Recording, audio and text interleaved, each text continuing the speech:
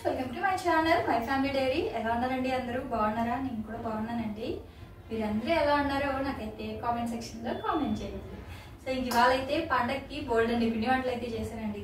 ఏంటి అనుకుంటున్నారు కదా, ఒకసారి మీరే చూసేయండి ఏమేం చేశానంటే ఇదిగోండి. ఫస్ట్ వచ్చేసి ఇవి జంతికలు, నువ్వు పప్పు జంతికలు. అంటే మనం నువ్వులు ఉంటాయి కదా, తెల్ల నువ్వులు. సో తెల్ల నువ్వులతో చేసిన జంతికలు అనమాట. చాలా కమ్మగా ఉంటాయి, కారం లేకుండా చేశాను, పిల్లలు కూడా తినొచ్చు. అలాగే ఇవి వచ్చేసి రిబ్బన్ పకోడీ, శనగపిండి బియ్యపిండి కలిపి చేసిన రిబ్బన్ పకోడీ. అలాగే ఇది వచ్చేసి పెసరపప్పు చెక్కలు అనమాట. ఇదిగోండి, చాలా స్పైసీగా చాలా కరకరలాడుతూ బాగా ఉన్నాయన్నమాట చెక్కలు అయితే మాత్రం. ఆ తర్వాత స్వీట్ వచ్చేసి మైసూర్పాక్ చేశాను. అంటే వీడియో కోసం కొంచెం పెద్ద పెద్ద పీసులు అలాగే ఉంచాను. యాక్చువల్గా దాన్ని 2 చేయాలి మైసూర్పాక్ని అయితే, అలాగే ఉంచేసాను. పెద్ద పెద్దవిగా బాగున్నాయి కదా అని చెప్పి. సో ఇంక ఇప్పుడు ఇవన్నీ కూడా ఎలా చేశానో మీతో అయితే షేర్ చేస్తాను. ఫస్ట్ అయితే పప్పు చెక్కలు ఎలా చేశానో చూపిస్తాను. సో ఫస్ట్ అయితే ఒక మందపాటి కడాయి పెట్టేసి అందులో 1.5 గ్లాసు వాటర్ అయితే వేసుకోవాలండి.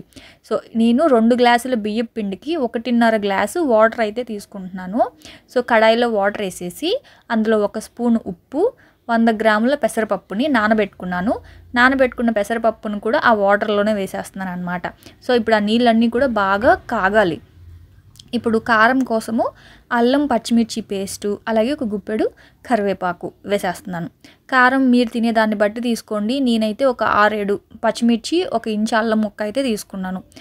వేసేసుకున్న తర్వాత ఆ ఉప్పు అవన్నీ కూడా బాగా మిక్స్ అవ్వాలన్నమాట.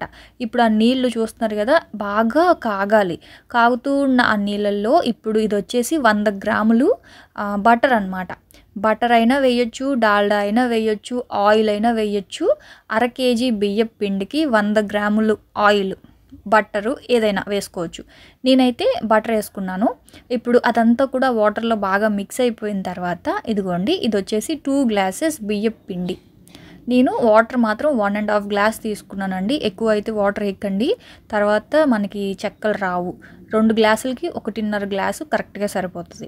ఆ తర్వాత బియ్యం పిండి వేసేసాను కదా, అలాగే ఒక 1/2 కప్పు అంటే 1/2 గ్లాసు మైదా కూడా వేసుకున్నాను. అంటే మొత్తం 2.5 గ్లాసుల పిండి అనమాట.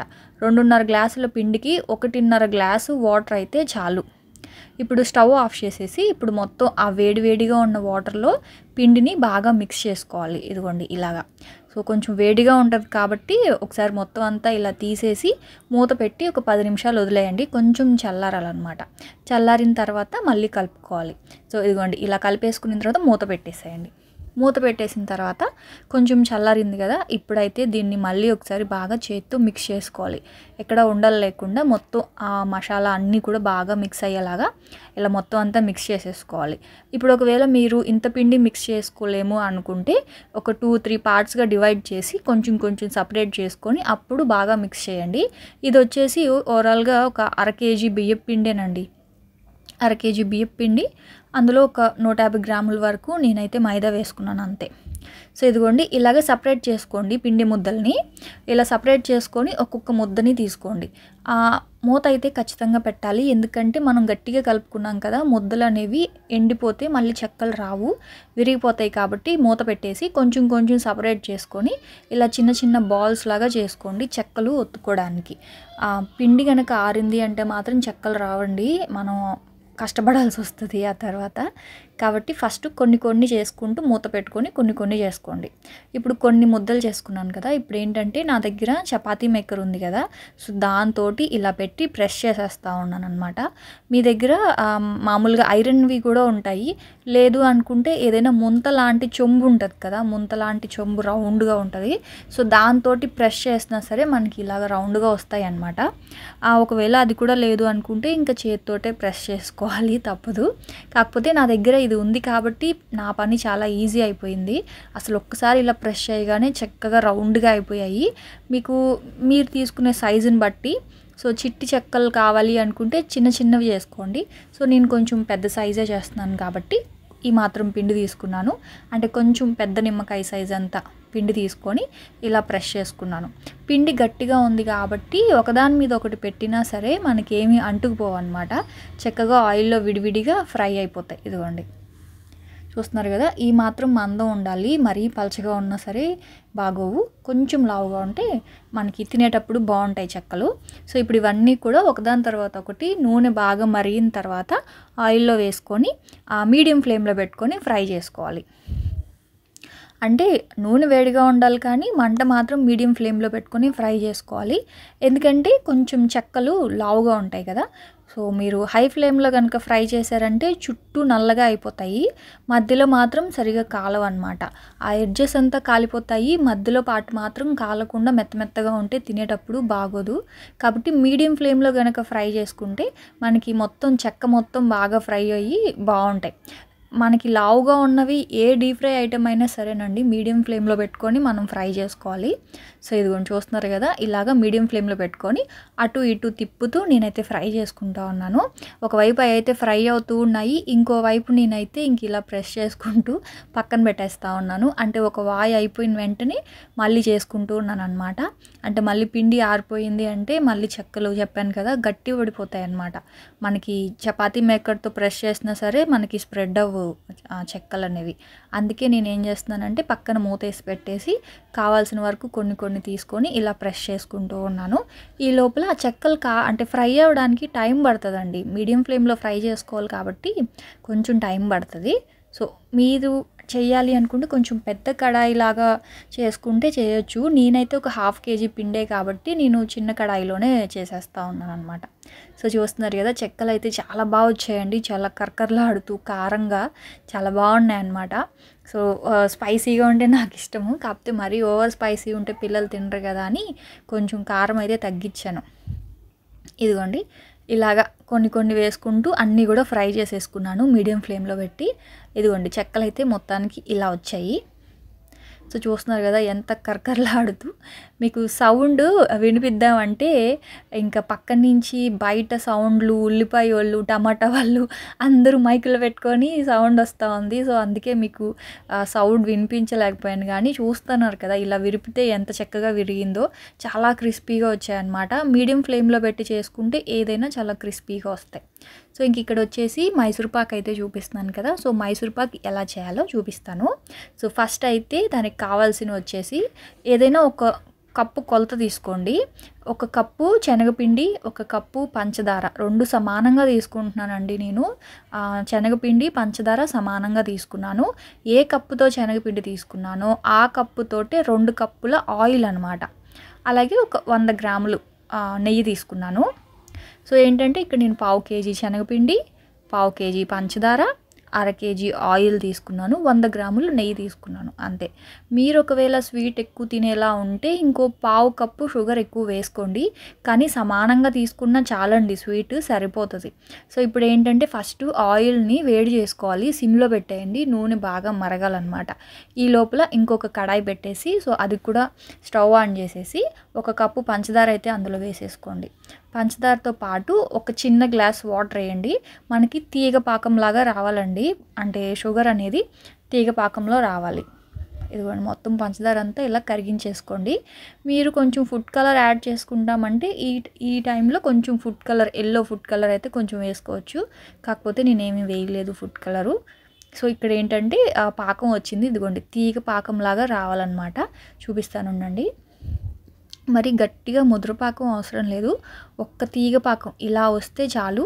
సో అప్పుడు ఇంకా పిండి అందులో వేసేసేయచ్చు. మీకు కనిపిస్తుందని అనుకుంటున్నాను. ఇలా లైట్గా ఇలా తీగపాకం, ఒక్క తీగపాకం ఇలా వస్తే చాలన్నమాట. సో ఇప్పుడు ఏంటి అంటే ఆ కప్పు శనగపిండి ఉంది కదా, సో అది కొంచెం కొంచెం అందులో వేసుకొని బాగా కలపాలండి. మెయిన్గా ఈ మైసూర్ పాక్కి కలపడమే పెద్ద టాస్క్ అనమాట. సిమ్లో పెట్టేసి ఇదిగోండి ఇలా మొత్తం అంతా కూడా బాగా కలపాలి, ఉండలు లేకుండా కలపాలి. ఉండలు కనుక ఉంటే మాత్రం బాగా రాదు, అంటే మనకి తినేటప్పుడు అంత బాగోదన్నమాట. సో ఇదిగోండి మొత్తం అంతా ఉండలు లేకుండా చేయి బాగా కలపాలి. చూస్తున్నారు కదా, ఇలా మొత్తం హల్వా లాగా అయిపోవాలన్నమాట. స్టార్టింగ్ అయితే ఒకవైపు నూనె మాత్రం బాగా మసలు కాగాలన్నమాట, నూనె ఇంకో స్టవ్ మీద. సో ఇది ఇలా బాగా మిక్స్ చేసుకునేటప్పటికి మనం కనుక మీడియం ఫ్లేమ్లో పెట్టుకుంటే ఆయిల్ బాగా మరిగిపోతుంది. సో చూస్తూ ఉన్నారు కదా, మొత్తం అంతా ఇలా మిక్స్ చేసుకోవాలి. హల్వా లాగా అయిపోయింది కదా. ఇప్పుడు ఒక్కొక్క గరిట ఇలా తీసుకొని ఆ వేడివేడిగా ఉన్న నూనెని ఇందులో కనుక వేస్తే మనకి ఏంటంటే గుళ్ళ కడుతుంది. అంటే లోపలికంతా కూడా ఆ ఆయిల్ అంతా పీల్చుకొని గుళ్ళగా తయారవుతుంది అనమాట మైసూర్ పాక్ అనేది. యాక్చువల్గా చాలా ఈజీ మైసూర్ పాక్ చేయడము, కాకపోతే కలిపే దాంట్లోనే ఉంటుంది. ఎక్కడ కూడా ఉండలు లేకుండా ఆ వేడి ఆయిల్ వేసుకుంటూ కలపగలిగితే మనకి మైసూర్ పాక్ అనేది ఈజీగా వచ్చేస్తుంది, సాఫ్ట్గా ఉంటుంది కూడా. దీన్ని నెయ్యితో కనుక చేసుకుంటే ఇంకా చాలా సాఫ్ట్గా ఉంటుంది. కాకపోతే నా దగ్గర నెయ్యి ఎక్కువ లేదు, అయిపోయింది, అందుకే నేను ఆయిల్తోనే చేస్తున్నాను. సో ఇది కూడా మీరు చూస్తున్నారు కదా, వేడి ఆయిల్ పైన వేస్తూ ఉంటే పైన లేయర్ అంతా కూడా మనకి బ్రౌన్ కలర్లోకి అవుతూ ఉందన్నమాట. సో అలా అవడం ఏంటంటే ఫ్రై అయినట్టు. సో ఇప్పుడు మొత్తం అంతా ఆయిల్ వేసేస్తున్నాను. అయితే ఇక్కడ నెయ్యి కూడా అందులోనే మిక్స్ చేసేసాను. ఆ నెయ్యి ఇందాక చూపించాను కదా, 100 గ్రామ్స్ నెయ్యి ఆ వేడి ఆయిల్లోనే వేసేసాను అనమాట లాస్ట్లో. సో ఇప్పుడు అదంతా కూడా వేసేసుకొని ఫైనల్గా మొత్తం అంతా వేసేసాను. వేసేసి ఇదిగోండి ఇలా వచ్చేసింది. మనకి కలాకండ్ వస్తుంది కదా, మనకి బయట పాలకోవతో కలాకండ్ చేస్తారు. సో అలా వచ్చింది అంటే మనకి మైసూర్ పాక్ అనేది రెడీ అయిపోయింది అని అర్థం అనమాట. ఇదిగోండి ఇలాగా. సో ఈ టైంలో కనుక తీసేస్తే మనకి సాఫ్ట్గా ఉంటుంది. మొత్తము ఆ నెయ్యి ఆయిల్ అంతా వేసాం కదా, అదంతా కూడా బయటకు వచ్చేస్తుంది. ఆ తర్వాత మళ్ళీ మనం ట్రేలో వేయంగానే ఆ ఆయిల్ అంతా కూడా మళ్ళీ పీల్ చేసుకుంటుందండి, అదే పీల్ చేసుకుంటుంది. సో ఇదిగోండి నా దగ్గర కేక్ ట్రే ఉంది. సో ఆ ట్రేలో అయితే వేసుకుంటూ ఉన్నాను. సో వెంటనే వేసేసుకోవాలి. ఒక 2-3 మినిట్స్ కొంచెం లేట్గా మనం కడాయిలో ఉంచినా సరే ఆ కడాయికే అంటుకుపోతుంది అనమాట. కాబట్టి వెంటనే తీసి వెంటనే ట్రేలో అయితే వేసేసుకోవాలి. ఆ ట్రేకి ముందుగానే ఆయిల్ కానీ లేకపోతే నెయ్యి కానీ అప్లై చేయండి, అప్పుడైతే మనకి ఈజీగా వస్తుంది తీయడానికి. సో ఇప్పుడు ఏంటంటే మొత్తం అంతా చూస్తున్నారు కదా, వెంటనే గడ్డగట్టేసింది. సో ఇప్పుడు ఇదంతా కూడా ఒకసారి ఇలా సెట్ చేసేసుకోండి, అప్పుడు మనకు కొంచెం సాఫ్ట్గా ఉంటుంది. సో మొత్తం అంతా ఇలా అడ్జస్ట్ చేసేసేయండి. ఆ తర్వాత వెంటనే ఒక చాక్ తీసుకొని కట్ చేయండి. యాక్చువల్గా చిన్న పీసెస్ చేద్దాం అనుకున్నాను, ఆ తర్వాత ఎందుకో నేను కొంచెం పెద్ద పీసెస్ కట్ చేసేసాను. ఇదిగోండి ఇలా కొంచెం చూస్తున్నారు కదా, ఇది యాక్చువల్గా కేజీ మైసూర్ పాక్ అండి. ఇప్పుడు 1/2 కేజీ శనగపిండి వేసాం కదా, 1/2 కేజీ పంచదార వేసాము, ఆ తర్వాత 1/2 కేజీ ఆయిల్ వేసాం. కాబట్టి ఎగ్జాక్ట్గా మనకి ఇది కేజీ వరకు ఉంటుంది అనమాట. మనం అందులో ఏం వేసామో అదే కదా దాని వెయిట్. సో అన్నీ కలిపి కేజీ వరకు వేసాము, చెప్పాలంటే కేజీ కన్నా ఎక్కువ వేసాము కాబట్టి. సో కంప్లీట్గా మనకి కేజీ మైసూర్ పాక్ అయితే రెడీ అయిపోయింది. దీన్ని కొంచెం చిన్న పీసెస్ చేసుంటే బాగుండేది అనిపించింది నాకు, అయినా పర్లేదు, మళ్ళీ ఇలా విరుపుకొని తినేయచ్చులేండి, ప్రాబ్లం లేదు. సో ఇదిగోండి ఇలా వచ్చిందండి, చూస్తున్నారు కదా, లోపలంతా మంచి కలర్ వచ్చింది. సో ఇలా మొత్తం అంతా ఇలా కట్ చేస్తే చూడండి, పైనంతా ఎల్లో కలరు, లోపలంతా బ్రౌన్ కలర్ తోటి చాలా బాగా వచ్చిందండి, నిజం చెప్తున్నాను, చాలా బాగా వచ్చింది. యాక్చువల్గా చెప్పాలంటే ఇవన్నీ కూడా ఈ బియ్యపు పిండి, శనగపిండి ఇవన్నీ కూడా నేను ఇంట్లో పట్టించిన పిండి కాదు, బయట నుంచి తెచ్చిన పిండిలే అనమాట. ఎందుకంటే నాకు అంటే ఇంట్లో మిల్లుకి వెళ్ళి పట్టించడానికి ఎవరు అందుబాటులో లేరు, అందుకని డైరెక్ట్గా నేను షాప్లో నుంచి ప్యాకెట్స్ తెచ్చుకున్నాను అనమాట. సో వాటితోటే చేసేసాను. సో మైసూర్ పాక్ అయితే అయిపోయింది కదా, ఇప్పుడు జంతికలు అనమాట, నూపప్పు జంతికలు. సో ఈ బియ్యపు పిండి కూడా బయట నుంచి తెచ్చుకున్న బియ్యపు పిండేనండి. సో ఇది వచ్చేసి 1/2 కేజీ బియ్యపు పిండి. 1/2 కేజీ బియ్యపు పిండిలో 1 స్పూన్ సాల్ట్ అయితే వేసుకొని, ఇందులో కూడా ఒక 100 గ్రాములు ఆయిల్ అనమాట. ఆయిల్, వెన్న ఏదైనా వేసుకోవచ్చండి, నేనైతే జంతికల్లో ఆయిలే వేస్తున్నాను. సో ఆయిల్ని బాగా మరిగించుకున్నాను, ఒక 100 గ్రాముల ఆయిల్ని, మరుగుతున్న ఆయిల్ అయితే వేసేసాను. ఉప్పు కూడా వేసాను, కారం అయితే వేయట్లేదండి, మీరు కావాలి అనుకుంటే కారం కూడా వేసుకోవచ్చు. నేనైతే కారం అయితే ఏం వేయలేదు. సాల్ట్ వేసాను, ఆయిల్ వేసాను. ఆ తర్వాత ఇదిగోండి, ఇది వచ్చేసి ఒక 50 గ్రాముల కన్నా కొంచెం ఎక్కువే ఉంటాయి నూపప్పు, తెల్ల నూపప్పు అంటే నువ్వులు, తెల్ల నువ్వులు. సో ఇవంతా కూడా ఒకసారి మిక్స్ చేసుకుంటున్నాను. ఆ తర్వాత నేను 1 స్పూను వామ్ అయితే వేసుకున్నాను, మీరు కావాలి అనుకుంటే జీలకర్ర కూడా వేసుకోవచ్చు, నేను జీలకర్ర వేయలేదు, వామ్ ఒకటే వేసాను అంతే. సో ఇప్పుడు దీన్నంతా కూడా బాగా మిక్స్ చేసేసుకోవాలి. మిక్స్ చేసేసుకొని కొంచెం వాటర్ వేసుకొని పిండి మొత్తం కలుపుకోవాలన్నమాట. అంటే జంతికల గొట్టంలోకి దిగేలాగా కలుపుకోవాలి. ఇందాక మనం కలుపుకున్నాం కదా చెక్కల్లోకి, సో గట్టిగా కలుపుకున్నాం, అలా కలుపుకోకూడదు, అలా కలుపుకుంటే జంతికల గొట్టంలోకి దిగదనమాట పిండి. కాబట్టి ఇది కొంచెం లూజ్గా కలుపుకోవాలన్నమాట. ఇదిగోండి చూస్తున్నారు కదా, మనకి ఎంత కావాలో అంత మామూలు వాటరే, వేడి నీళ్ళు ఏం కాదు, కొంచెం వాటర్ వేసుకొని మొత్తం అంతా ఇలా మిక్స్ చేసేసుకోవాలి. మనం చాలా సాఫ్ట్గా ఉండాలన్నమాట పిండి అనేది. ఇదిగోండి చూస్తున్నారు కదా, ఇందాక మనం చెక్కలకి కొంచెం గట్టిగా కలుపుకున్నాం కదా, అలా కాకుండా ఇలా కలుపుకోవాలన్నమాట జంతికలకి. సో ఇది ఇలా కలిపేసుకున్న తర్వాత దీన్ని అయితే పక్కన పెట్టేసుకోవాలి. సో మీరు ఏ జంతికలు వేయాలనుకుంటున్నారో ఆ ప్లేట్స్ అవన్నీ రెడీ చేసుకోండి. నేనైతే మాత్రం చిన్న చిన్న హోల్స్ ఉంటాయి కదా, సో ఇదిగోండి ఈ హోల్స్ ఉన్నవి తీసుకుంటున్నాను. ఇవైతే బాగా క్రిస్పీగా ఉంటాయి అన్నమాట, బాగుంటాయి, అందుకని చెప్పి ఇవి అయితే తీసుకున్నాను. ఆ తర్వాత మళ్ళీ రిబ్బన్ పకోడీకి సపరేట్గా వేరే ప్లేట్ ఉంటుంది, సో అదైతే తీసుకున్నాను అనమాట. సో అది కూడా చూపిస్తాను, రిబ్బన్ పకోడీ కూడా ఎలా చేశాను. అయితే ఫస్ట్ అయితే ఈ పిండితోనే అనమాట, ఈ పిండితోనే జంతికలు వేసాను, రిబ్బన్ పకోడీ 2 వేసాను. సో ఇదిగోండి ఫస్ట్ అయితే ఈ పిండిని కొంచెం ఇలా తీసేసుకొని జంతికల గొట్టంలోకి అయితే వేసుకోవాలి. అయితేనండి ఈ జంతికల గొట్టం, ఇలాంటి జంతికల గొట్టం అయితే మనకి చెయ్యి నొప్పెట్టదండి, ఎన్ని జంతికలైనా వేయచ్చు. అలా కాకుండా పాతకాలంలో ఉంటాయి కదా ఇలా గట్టిగా నొక్కేవి, అవైతే చేతులు చాలా నొప్పెడతాయి, అసలు ఎర్రగా కందిపోతాయి అన్నమాట.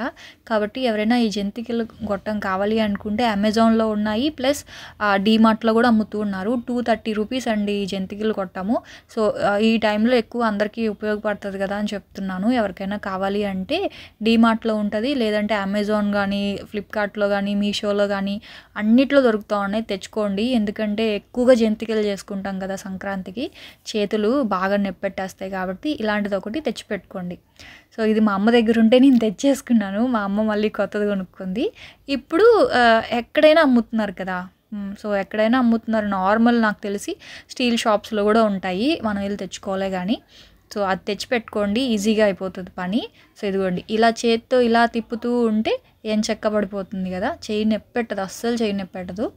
అయితే మనకి చెయ్యి కాలకుండా ఏదైనా ఒక అట్లకర్ర లేకపోతే ఇలాంటి చిల్లీల గరిటె తీసుకొని దాని మీద ఇలా జంతికలు వేసుకొని ఆయిల్లో కనుక వేసుకుంటే చెయ్యి కాలకుండా ఉంటాయన్నమాట. డైరెక్ట్గా మనం ఆయిల్లో వేసేస్తే ఆయిల్ అనేది వేడి చేతి మీదకి వచ్చేస్తుంది కదా, సో అలా కాకుండా మీరు ఇలా కనుక వేసుకుంటే చేతులు కాలకుండా ఉంటాయి. మా ఇంట్లో అందరూ ఇలాగే వేస్తారండి, మా అమ్మ పిన్ని వాళ్ళందరూ ఇలాగే వేస్తారు. సో వాళ్ళ దగ్గర నుంచి చూసి నేర్చుకున్నాను నేను ఇలా వేయడం జంతికలు. సో ఇలా అయితే ఇప్పుడు నూనె బాగా వేడిగా ఉండాలండో ఈ జంతికలు మాత్రం. ఆ తర్వాత ఎందుకంటే ఇవి సన్న జంతికలే కాబట్టి వేడి మీదే ఫ్రై అయిపోతాయి. ఏం లేదండి, కొంచెం మందంగా ఉన్నటివి ఏవైనా ఫ్రై చేసుకోవాలి అనుకుంటే మీడియం ఫ్లేమ్లో పెట్టి ఫ్రై చేసుకోవాలి.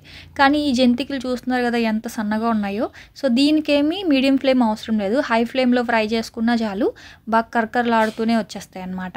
సో ఇదిగోండి చాలా కమ్మగా ఉన్నాయండి ఈ జంతికలు మాత్రం, పిల్లలు చాలా ఇష్టంగా తింటారు.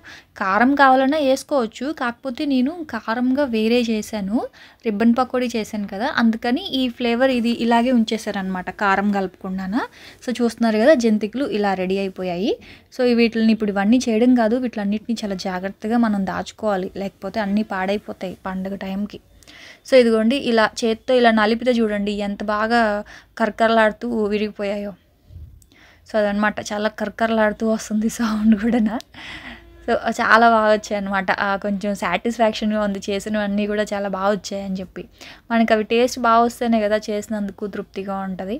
సో అది జంతికలు అయిపోయాయి కదా. ఇప్పుడు ఏంటంటే ఇప్పుడు ఆ పిండిలోనే ఇందాక ఏదైతే మనం కలుపుకున్నామో వామ్ వేసుకున్నాము, ఆ తర్వాత అందులో కొంచెం నూపప్పు, వేడి నూనె, ఉప్పు వేసి కలుపుకున్నాం కదా పిండి. సో ఇప్పుడు అందులో నేను శనగపిండి, అంటే 1 కప్పు బియ్యపిండి అనుకోండి, 1/4 కప్పు శనగపిండి వేసుకొని అందులో కారము, కొంచెం ఉప్పు, ఎందుకంటే బియ్యపిండికి సరిపడా ఉప్పు వేసాము, సో శనగపిండికి ఉప్పు కావాలి కదా, అందుకని కొంచెం ఉప్పు కారం కలుపుకొని కొంచెం వాటర్ వేసుకొని ఈ బియ్యపిండి ఆ శనగపిండి కలిపేసుకుంటున్నాను అనమాట.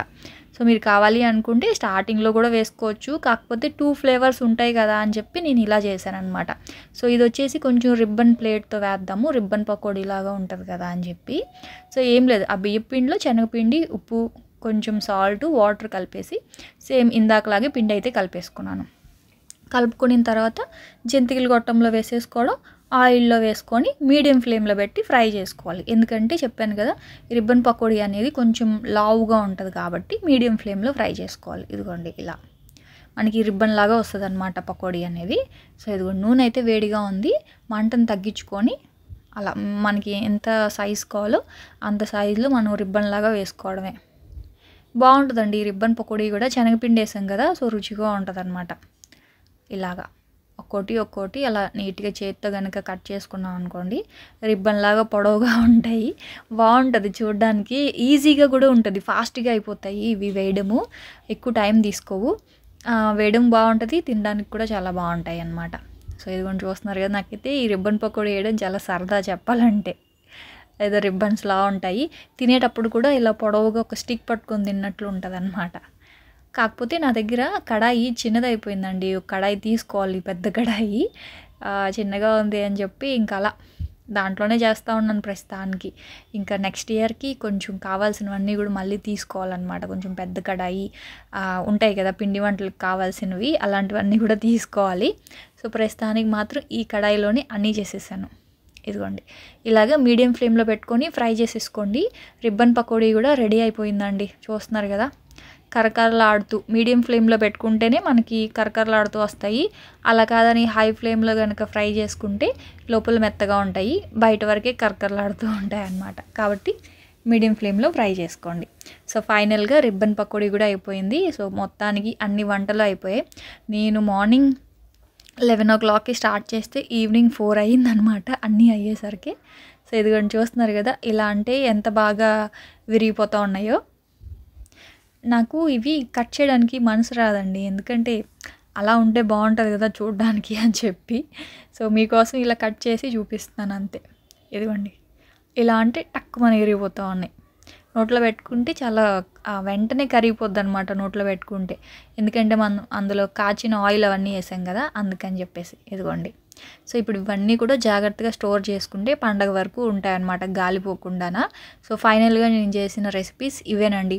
ఇదిగోండి రిబ్బన్ పకోడీ, ఆ తర్వాత మామూలు జంతికలు, ఆ తర్వాత పప్పు చెక్కలు, ఇంకా మైసూర్ పాకు. సో అవన్నమాట, చూసారు కదా. సో మరి మీకు ఈ రెసిపీస్ అన్నీ ఎలా అనిపించాయి ఏంటి అనేది నాకైతే కామెంట్ సెక్షన్లో కామెంట్ చేయండి. నేనైతే మళ్ళీ రేపటి వ్లాగ్ తోటి మళ్ళీ వచ్చేస్తాను. అప్పటి వరకు ఉంటాను ఫ్రెండ్స్, మరి బాయ్ అండి, బాయ్.